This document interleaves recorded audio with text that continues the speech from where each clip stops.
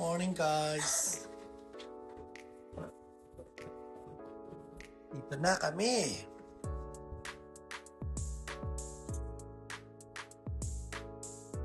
Ito yun naman yung hagdan namin papunta dun sa roof hill kung saan dito kami nagtatrabaho. Kita nyo naman, umagang kay ganda.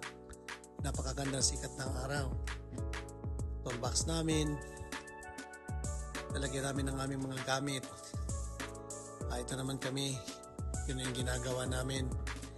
Traded type lang naman itong ginagawa namin, so part pa rin ito ng aming daily routine. Ganyan po ang pag-apply ng Duke. Hindi na po namin ito ginagamitan ng teflon tape. Ito naman yung ginagamit namin sa pagtraha. Kasama ko yung aking kasama.